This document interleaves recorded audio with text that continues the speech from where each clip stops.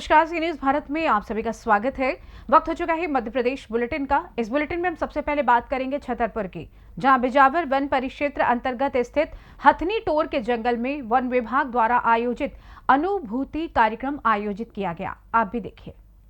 छतरपुर जिले के बिजावर वन परिक्षेत्र अंतर्गत स्थित हथनी टोर के जंगल में आज वन विभाग द्वारा आयोजित अनुभूति कार्यक्रम आयोजित किया गया, जहां बिजावर मॉडल स्कूल के छात्र छात्राओं को जंगल की सैर कराई गई और इन छात्र छात्राओं को वन अमले द्वारा पर्यावरण संरक्षण के लिए वृक्षों तथा वन्य प्राणियों के महत्व को समझाया और औषधीय पौधों की जानकारी भी दी गई, जिसके माध्यम से शारीरिक रोगों का निदान किया जा सकता है।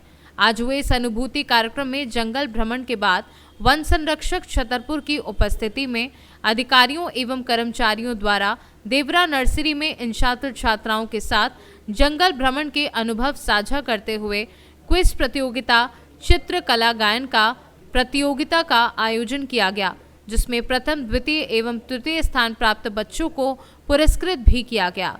वहीं इस अनुभूति कार्यक्रम में औषधीय पौधों के जानकार वैद्य बीडी विश्वकर्मा ने बच्चों को औषधीय गुणों के पौधों की जानकारी दी।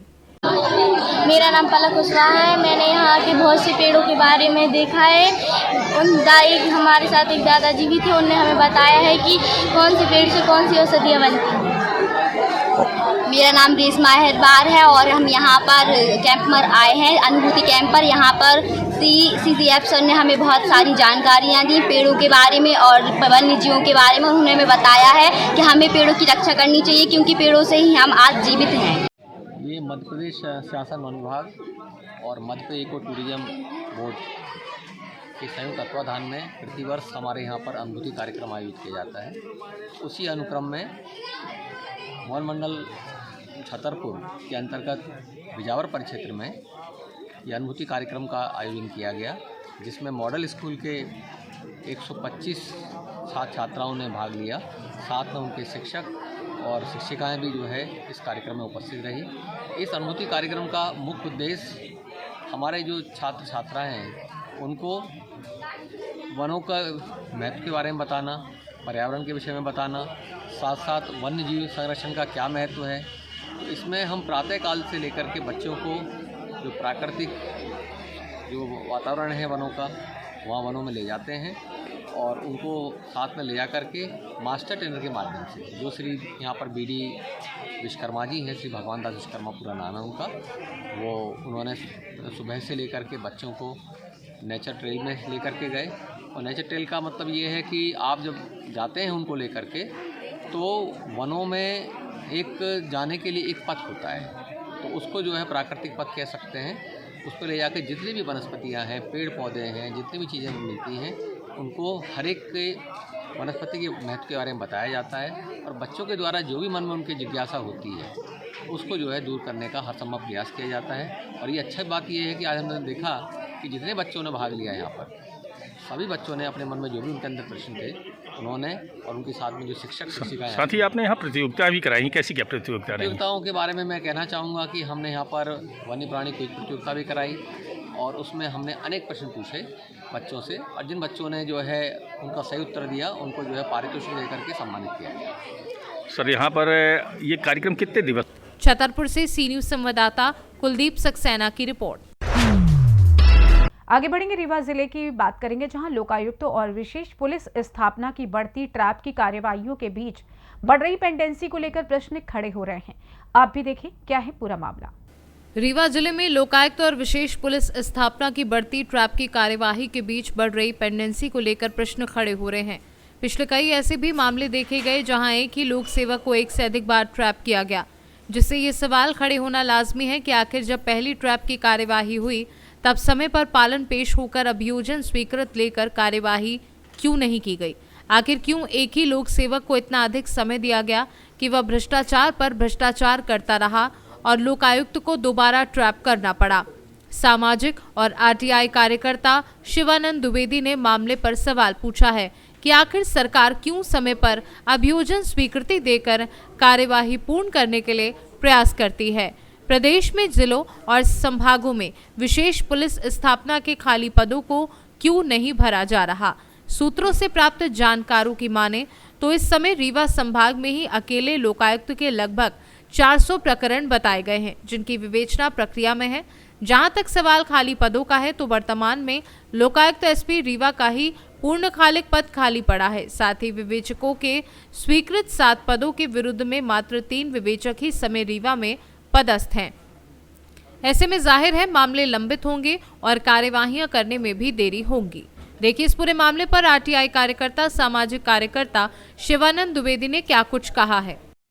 देखिए, लोकायुक्त की जो कार्यवाहियाँ होती हैं और इसका प्रसारण मीडिया के माध्यम से होता है, तो लोगों को काफ़ी प्रसन्नता होती है कि भ्रष्टाचारियों के विरुद्ध लोकायुक्त और सरकार का जो रवैया है वो जीरो टॉलरेंस का है, और ये अच्छी बात है। ऐसे मतलब ऐसा एक मैसेज जाता है। लेकिन ज़रा इस बात पर भी विचार करिए कि लोकायुक्त के जो प्रकरण इस तरह से आए दिन ट्रैप की कार्यवाहियाँ हो रही हैं, उनमें से कितने प्रकरणों में समय पर चालान पेश होता है अथवा न्यायालयीन कार्यवाही होती है, कितने ऐसे प्रकरण होते हैं, कभी इस पर भी विचार करिए। एक जानकारी के अनुसार, मैंने ऐसे ही जानकारी ली, उनका हम नाम आपको नहीं बताएंगे। उन्होंने ये जानकारी दी कि लगभग रीवा ज़िले की यदि हम बात करें तो रीवा ज़िले में लोकायुक्त का एक ब्रांच है और ये कई सारे इस तरह से आसपास के ज़िलों को देखती है। तो जो प्रकरण इस समय रीवा ज़िले में हैं, रजिस्टर्ड हैं, वो लगभग 400 के आसपास प्रकरण है। मतलब रफली, ये कोई कंफर्म डेटा नहीं है, लेकिन रफली 400 के आसपास मान के चलिए कि प्रकरण है। वर्तमान स्थिति में यदि आज के दिनांक की बात की जाए, आज है आपका 8 जनवरी, है ना, 8 जनवरी 2025 है। यदि आज के दिनांक की बात की जाए तो रीवा लोकायुक्त में 7 विवेचक होने चाहिए जो प्रकरण की विवेचना करते हैं। ट्रैप की कार्यवाही हुई, विवेचना करके उनका चालान प्रस्तुत करना, जांच विवेचना करके।